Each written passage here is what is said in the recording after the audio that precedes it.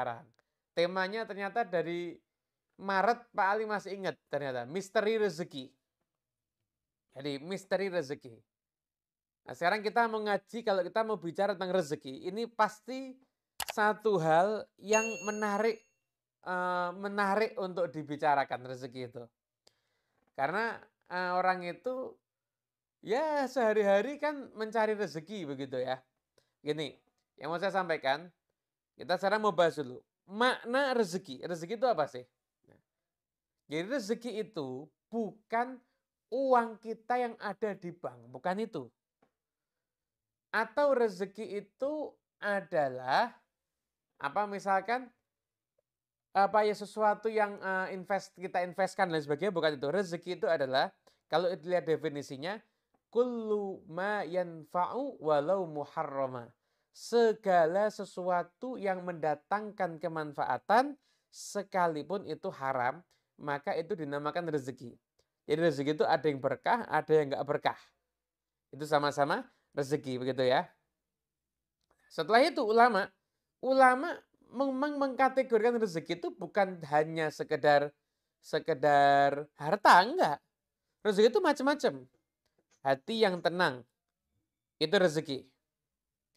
Kemudian di antara rezeki juga adalah rumah tangga yang sakinah mawaddah warahmah, atau punya keturunan yang soleh dan solihah. Itu semuanya adalah termasuk bagian daripada rezeki. Tidur yang nyenyak, oh itu rezeki. Anda bisa bayangkan, Anda kalau tidak bisa tidur, Anda harus keluarkan banyak biaya untuk beli obat agar Anda bisa tidur. Anda kumpul dengan orang yang membuat Anda senang, itu rezeki. Anda punya teman yang baik, itu rezeki. Anda punya pasangan hidup yang menggembirakan hati Anda, itu juga rezeki. Anda punya saudara-saudari, teman-teman yang kalau Anda duduk dengan dia, kesumpekan Anda itu hilang, itu rezeki. Rezeki itu banyak sekali bentuknya. Nah, ada juga bagian daripada rezeki itu termasuk materi. Iman kita ini rezeki. Begitu. Nah, segala sesuatu yang bermanfaat itu namanya rezeki. Jadi kira-kira bisa tidur nyenyak itu manfaat nggak? Manfaat, itu rezeki. Jadi jangan kita persempit, rezeki itu hanya urusannya materi. Enggak. Rezeki itu urusannya banyak, bukan hanya sekedar materi. Sekalipun non materi sifatnya seperti hal-hal yang spiritual dan lain sebagainya, itu juga termasuk rezeki. Punya keyakinan kepada Allah Ta'ala, punya keimanan kepada Allah Ta'ala, punya semangat untuk cari ilmu, maka itu semuanya juga merupakan rezeki. Itu ya. Nah, ini sambil kita bacakan bagian referensi-referensi yang sudah kita siapkan juga ini. Kemudian setelah itu, setelah kita tahu makna rezeki, maka sekarang kita bisa lebih ngira-ngira lagi ya, bisa lebih ngira-ngira lagi. Gini, saya kasih contoh. Ada seseorang yang dia mungkin uangnya di tabungan nggak banyak. Tapi dia berada di satu tempat pekerjaan yang dia menikmati pekerjaan itu. Satu. Kemudian dia nyaman di situ. Setelah itu, dia merasa enjoy dengan pekerjaannya. Maka itu tuh rezeki.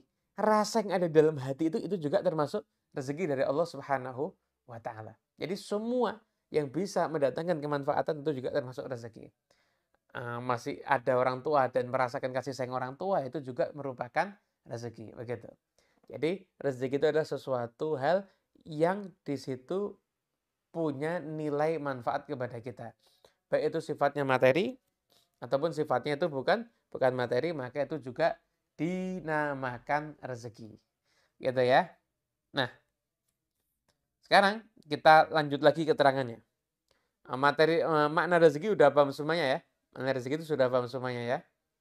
Jadi kalau kita tuh dapat sesuatu yang kita rasakan kemanfaatannya, maka kita berarti sedang mendapatkan rezeki dari Allah Subhanahu wa Ta'ala. Makanya ada hadis Nabi SAW mengatakan, seandainya kamu tuh bangun tidur, badan kamu sehat, selanjutnya hari itu kamu itu punya apa yang bisa kamu makan, Setelah itu juga urusanmu tuh ya tenang, kamu nggak seperti orang dikejar-kejar dan sebagainya. Pokoknya bangun tidurmu tuh tenang, badanmu sehat, kamu punya keperluan makanmu hari itu sudah tercukupi karena memang kamu sudah nyiapkan ada tadi di tanganmu. Hari itu ya bukan besok.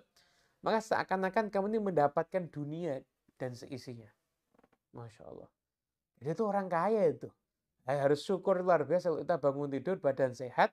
Satu untuk makan hari itu ya ada, untuk kita tenang, nggak ada harus dikejar-kejar, nggak ada harus merasakan ketakutan dan lain sebagainya. Maka kita mendapatkan rezeki yang luar biasa dari Allah Subhanahu Wa Taala. Tidak terbatas hanya sekedar urusan materi saja. Sampai di sini bisa dipahami ya? Nah, semoga bisa dipahami dan harus bisa dipahami insya Allah. Dan harus bisa dipahami insya Allah. Ini saya kalau memonitor layar zoomnya di sebelah sini, kameranya memang di depan. Jadi kadang-kadang kalau saya noleh itu karena noleh ke yang ada di samping ini ya. Oke, kita lanjut lagi sekarang. Nah, kesehatan tadi masuk rezeki ya, kesehatan selamat itu masuk rezeki. Nah sekarang ada ungkapan, Habib, rezeki itu kan sudah dijamin sama Allah Ta'ala. Ngapain kita ini harus kerja? Kan udah ada jaminan dari Allah. Semuanya itu akan mendapatkan rezeki dari Allah Subhanahu wa Ta'ala. Gitu. Ada yang nanya begitu. Sekarang saya terangkan. Kerja sama rezeki. Ya. Kerja sama rezeki. Gitu. Betul. Rezeki sudah dijamin oleh Allah Ta'ala. Allah Ta'ala itu akan memberikan rezeki kepada hambanya. Wa ma min dabbatin fil ardi illa 'alallahi rizquha. Sesungguhnya tidak ada apapun yang melata di muka bumi ini, maksudnya hidup di muka bumi ini, kecuali Allah akan memberikan rezekinya Allah Ta'ala kepada yang ada di bumi ini. Artinya Allah itu sudah berjanji akan memberikan rezeki. Betul, sepakat dengan itu. Namun, kita juga harus tahu bahwasanya Allah Ta'ala di dunia ini juga menciptakan hukum sunatullah sebab akibat. Yang mana contohnya nih, contohnya. Siti Maryam alaihissalam. Ketika akan melahirkan Nabi Isa alaihissalam, Siti Maryam alaihissalam, ketika akan melahirkan Nabi Isa alaihissalam, maka Siti Maryam ketika itu bersandar di pohon korma. Anda kalau pernah Anda tahu pohon korma itu didorong orang 10 aja mungkin nggak bergerak itu. Ini perempuan hamil sudah ketakutan pohon kormanya di belakangnya. Kira-kira kalau dorong ke belakang gini kekuatannya seberapa? Tapi Allah mengatakan apa?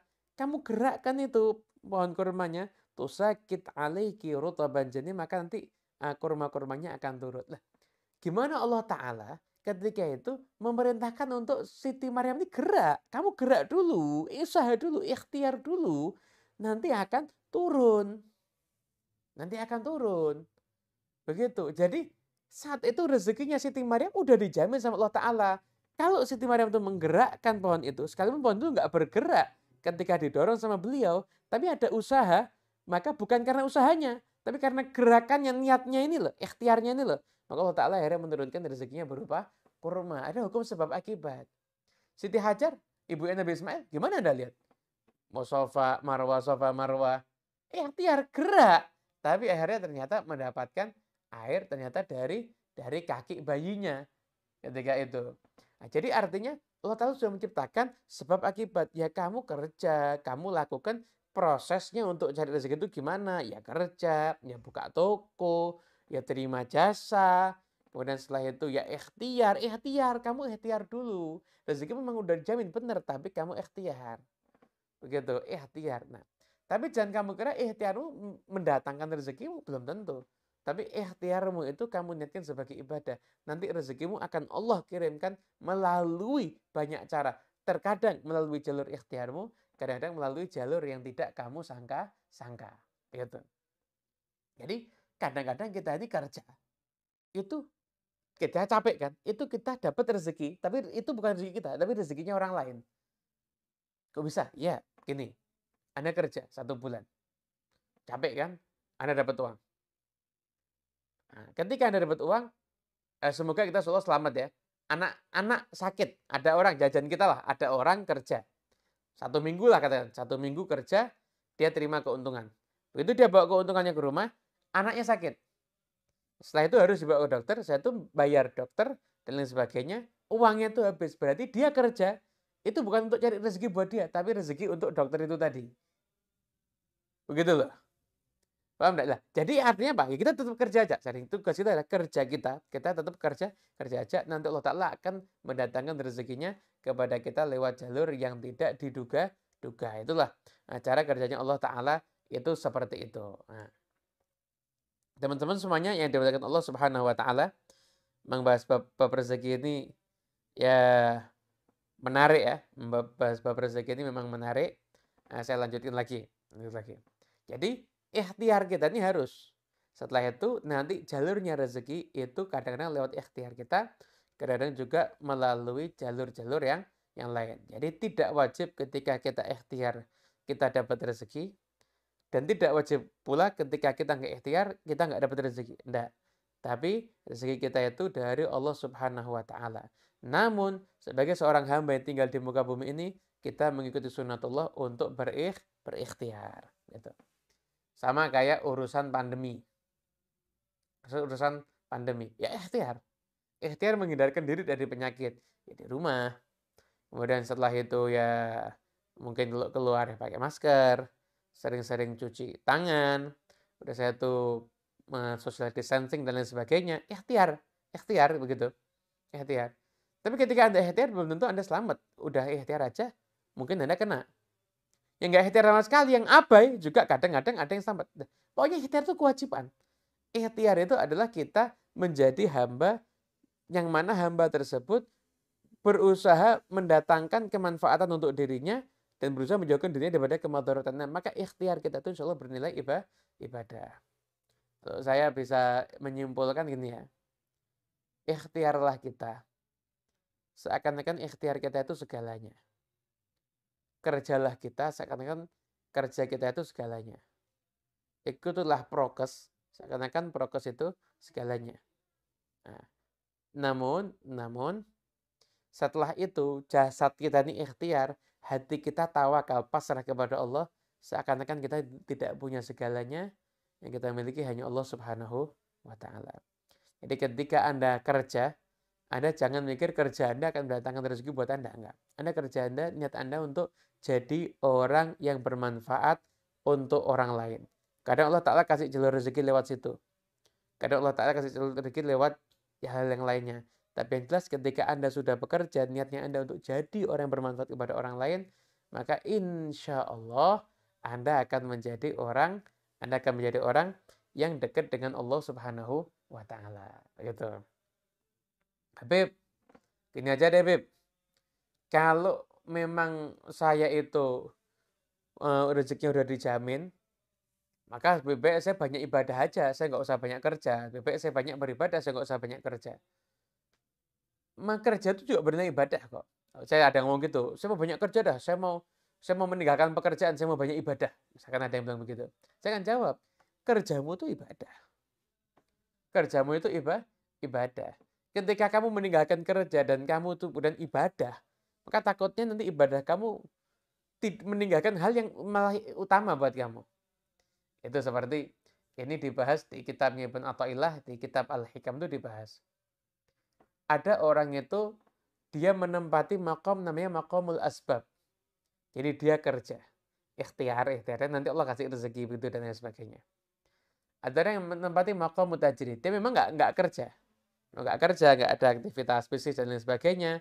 Tapi nanti Allah Ta'ala memberikan bagi dia rezeki. Lah, masing-masing ini bukan pilihan. Tapi bagaimana Allah Ta'ala memudahkan dia untuk menjalaninya. Ada yang Allah dijalani, dimudahkan Allah untuk menjadi orang yang kerja. Dan untuk jadi orang yang kerja, dia punya toko, punya keahlian berdagang, dan lain sebagainya. Ya kerja itu. Ibadahnya itu adalah kerja. Ada orang yang nggak punya keahlian itu, tapi dia punya semangat untuk ibadah, punya semangat untuk ngajar, punya semangat untuk dakwah. Ya keadaan dia di situ. Masing-masing nanti Allah akan mendatangkan rezeki untuk mereka. Gitu. Ada kisah. Kisah ini masyhur. Bani Asy'ariyin, kaum Asy'ariyin. Ini di tafsirnya Al-Qurtubi juga ada, dan di riwayat-riwayat yang lain juga ada. Asy'ariyin ini ketika itu mendatangi Nabi SAW. ketika mereka mendatangi Nabi, maka mereka saat itu dalam keadaan yang kehabisan bekal. Mereka sudah kelaparan, mereka bingung apa yang harus diikhtiarkan dan lain sebagainya. Nah, setelah itu, mereka akhirnya bingung. Kemudian ngutus satu orang di antara rombongannya, ayo kamu ke rumah Nabi SAW, setelah itu kamu minta apalah yang bisa kita makan gitu. Orang yang diutus ini akhirnya jalan. Polos orang ini. Jalan udah mau dekat rumah Nabi dengan orang baca ayat Quran. Wa ma min dabbatin fil ardi illa 'ala Allahi rizquha. Dengan ayat Quran itu. Mikir dia loh. Oh, yang melata di muka bumi kan Allah kasih rezeki.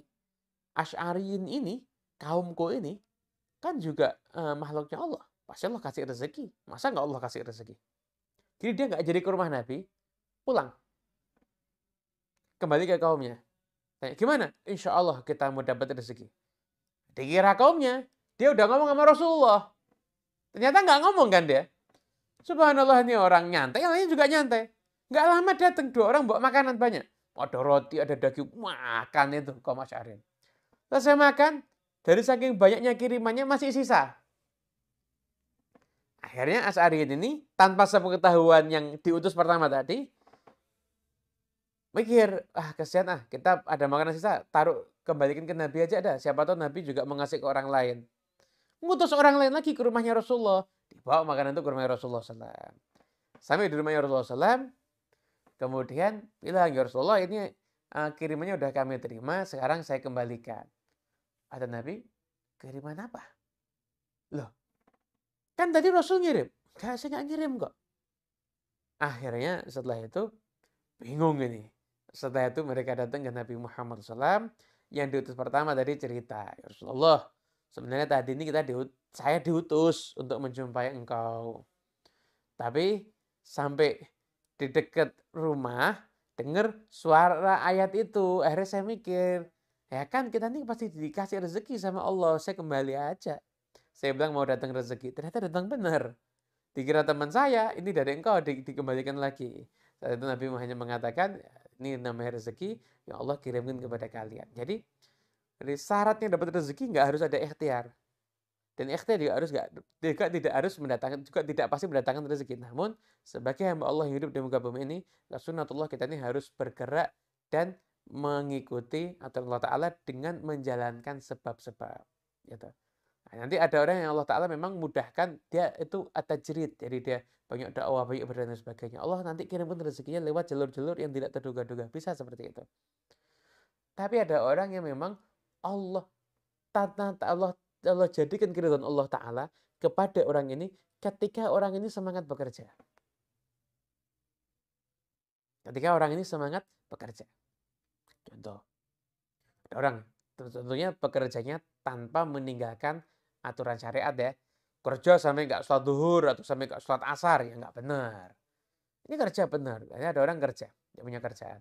Nah, kerjaannya, karena kerjaannya dia ini berkah, dia nanti ketika punya rezeki, begitu, nanti dia kasih saudarinya, dia mungkin bayarin listriknya, nanti dia kasih hadiah ibunya, kemudian satu memenuhi keperluan anak dan istrinya, satu memenuhi keperluan tetangganya. Memang orangnya itu punya kepedulian tinggi. Gitu. Kerja orang ini, tiba-tiba mungkin dengar ceramah tentang bab rezeki atau bab tawakal, salah paham. Akhirnya, saya nggak mau kerja, saya mau ibadah kepada Allah Ta'ala, nanti rezeki akan mendatangi saya. Setelah ibadah, ternyata rezekinya ya kadang datang, kadang enggak. Awalnya dia tuh bisa ngasih pulsa listrik kepada keluarganya, pada adiknya mungkin, atau ngasih hadiah kepada ibunya, enggak bisa ngasih hadiah dan lain sebagainya. Anak istrinya ketakutan, khawatir akan masa depannya. Akhirnya orang ini justru ketika dia ibadah, ibadahnya dia malah membuat susah orang lain akhirnya. Buat orang-orang itu jadi khawatir, jadi kesusahan. Nah, akhirnya justru yang seperti ini malah nggak afdal. Sekarang ini kita lihat di mana kita ditempatkan. Seperti Anda di antara Anda yang sudah dapat posisi di perusahaan. Ya berarti memang Allah meridhoi Anda berkiprah di situ. Jadi kan kiprah Anda di situ ada sebagai ibadah. Ada yang punya keahlian berdagang, jadikan dagangmu itu adalah sebagai ibadah. Ada orang yang memang punya kelebihan, orang ini punya kelebihan di dalam dia itu desain. Nah, jadi keahlianmu mendesain itu sebagai ikhtiar kamu mencari rezeki dan itu adalah sebagai ibadah. Intinya ikhtiar itu paketnya sendiri, rezeki itu paketnya sendiri. Dan rezeki itu murni dari Allah Subhanahu wa taala. Gitu. Jadi ya kadang-kadang sudah kerja capek nggak kaya-kaya. Ada orang sudah nggak kerjanya seadanya tapi justru mendapatkan harta banyak. Ya itu adalah uh, dari Allah Ta'ala, minallahi ta'ala. Kan kita lihat nih berapa banyak orang yang kaya mendadak. Dulu di Jawa Timur itu banyak itu. Gara-gara bisnis sarang walet. Bisnis sarang walet itu sekali dia bisnis jalan itu kayak kerja setahun. Katanya begitu. Kan banyak tuh. Ya memang Allah tuh rezeki itu memang benar-benar misteri. Dan rezeki itu ternyata bukan cuma harta dari dalam banyak hal. Nah, untuk mendatangkan rezeki. Untuk mendatangkan rezeki.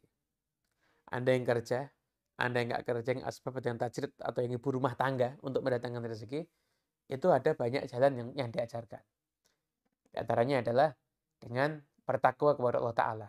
Menaati perintah dan semaksimal mungkin menjauhi larangan. Seperti Allah Ta'ala berfirman,